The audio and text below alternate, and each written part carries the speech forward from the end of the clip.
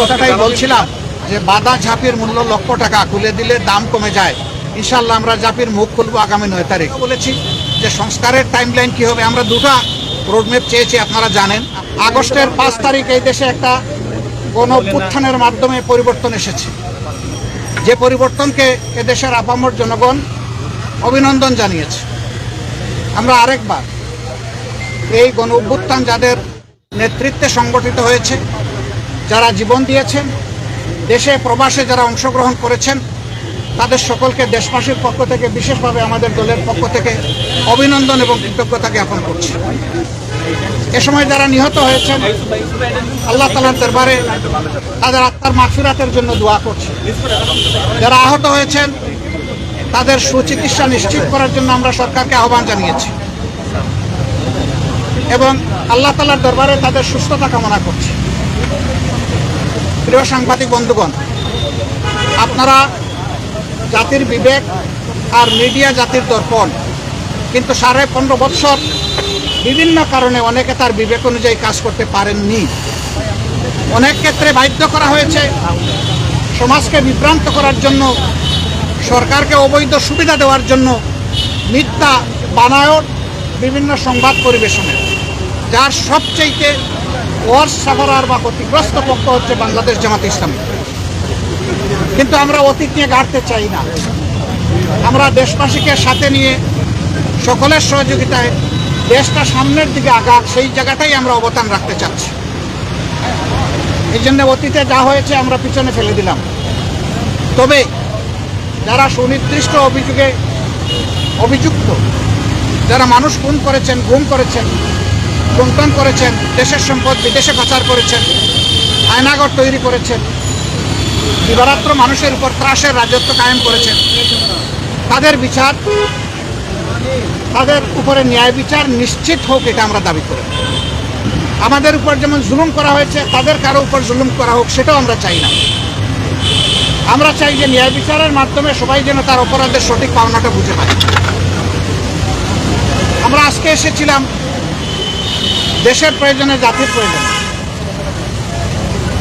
এই সরকার একটা নির্দলীয় অন্তর্বর্তীকালীন সরকার। তারা দেশ শাসনের জন্য আসেননি, দেশ শাসনের সুস্থ পথ বিনির্মাণের জন্য তারা এসেছে। তাদের কাজ হচ্ছে জাতির সামনে, যা জাতি বঞ্চিত ছিল পরপর 3টা নির্বাচনে, জাতির সামনে একটা গ্রহণযোগ্য, সুষ্ঠু এবং শান্তিপূর্ণ নির্বাচন উপহার দেওয়ার পরিবেশ তৈরি করা। এই জন্য কিছু মৌলিক বিষয়ে তাদেরকে সংস্কার করতেই হবে।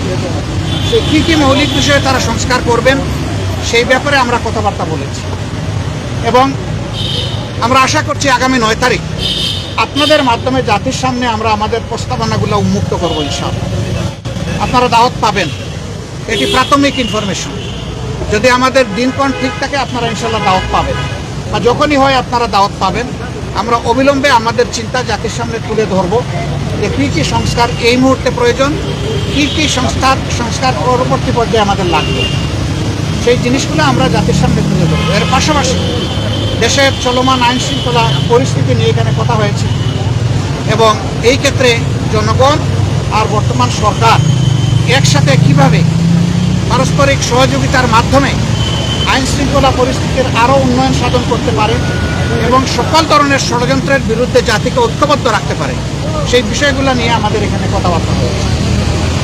আমরা আশা করছি এই বর্তমান অন্তর্বর্তীকালীন যে সরকার আছে, তারা কোনো ধরনের পক্ষ বিপক্ষের মানসিকতা না নিয়ে বরঞ্চ নিরপেক্ষ দৃষ্টিকোণ থেকে তারা দেশকে একটা ভালো জায়গায় নিয়ে একটা সুষ্ঠু নির্বাচন তারা দিতে সক্ষম হবেন। এবং এই ক্ষেত্রে এইটাও আমরা আশা করছি যে এই সময়টা নাতি দীর্ঘ হবে। আমরা শুরু থেকে বলে আসছিলাম সংস্কারের জন্য সরকারকে আমরা যৌক্তিক সময় দিতে চাই। সেই যৌক্তিক সময়টা কি হবে, এটা নিয়ে অচিরেই আমরা কাজ করব এবং সেটাও আপনাদের সামনে ইনশাল্লাহ চলে আসবে। আমরা আশা করছি খুব দেরি হবে না। আমরা এইভাবে সামনের দিকে আগাতে চাই।